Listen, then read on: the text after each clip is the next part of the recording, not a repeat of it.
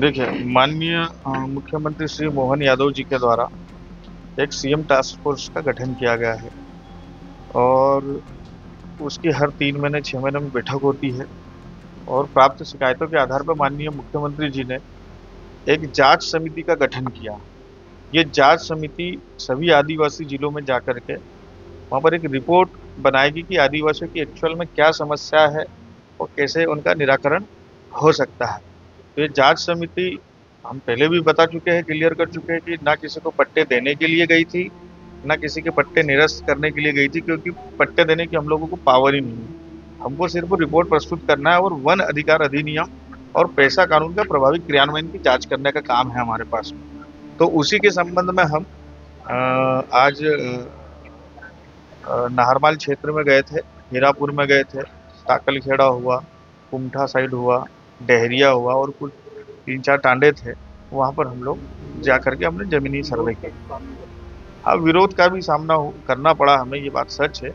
लेकिन आज का जो विरोध था वो एक अलग ही टाइप का था, प्रायोजित विरोध था कि जहाँ पर भी विरोध हुआ सबके हाथ में कॉमन पम्पलेट्स थे जो एक ही दुकान से बनाए गए थे और एक ही व्यक्ति के द्वारा एक दिन पहले उनको ला करके दिए गए थे। काले कपड़े थे जो यहाँ से एक रात पहले 8 बजे उनको पहुँचाए गए थे और जो विरोध करने वाले लोग थे सारे पढ़े लिखे थे, नॉन ट्राइब्स थे। और सबसे बड़ी बात ये कि उनको अपना पेशा कानून और फॉरेस्ट एक्ट का कुछ भी नॉलेज नहीं था। जब हमने उनसे पूछा कि ये एक्ट कब बना, वो नहीं बता पाए, इस एक्ट में क्या है वो भी वो लोग नहीं बता पाए। तो तकलीफ तो होगी उनको, और तकलीफ हुई उसमें। और सबसे बड़ी बात यह है कि ये हम पे वो आरोप लगा रहे थे जिस चीज़ के हमारे पास में कोई पावर ही नहीं है। इनका कहना था कि अतिक्रमणकारियों को पट्टा बांटने के लिए। जब पट्टा बांटने की पावर ही नहीं है उनको, तो आरोप कैसा? फिर वो आरोप निराधार थे। वास्तविकता ये है कि वो लोग जांच समिति की जांच को प्रभावित करना चाहते थे कि ये यहाँ की सच्चाई ऊपर तक नहीं जाए।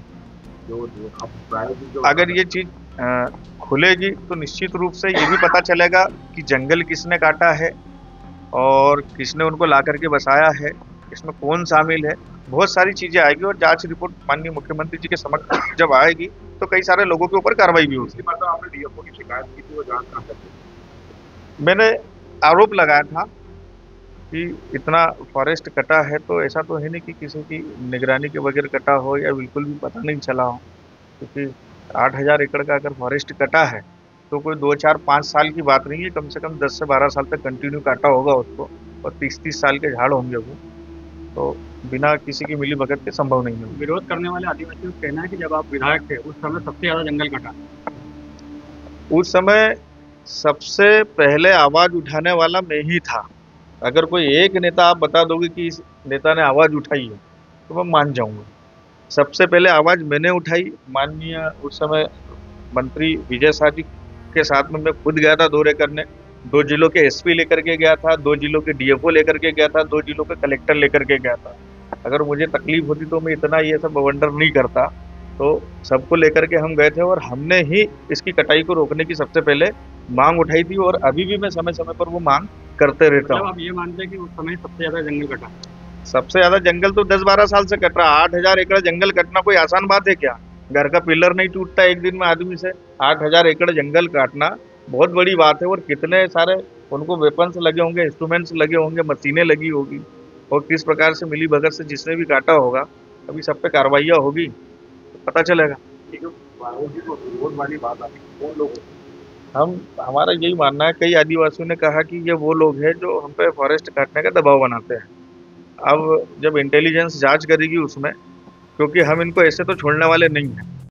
अगर आप ये वीडियो YouTube पर देख रहे हैं तो हमारे चैनल को सब्सक्राइब कर बेल आइकन दबाएं और Facebook पर देख रहे हैं तो हमारे पेज को लाइक करें।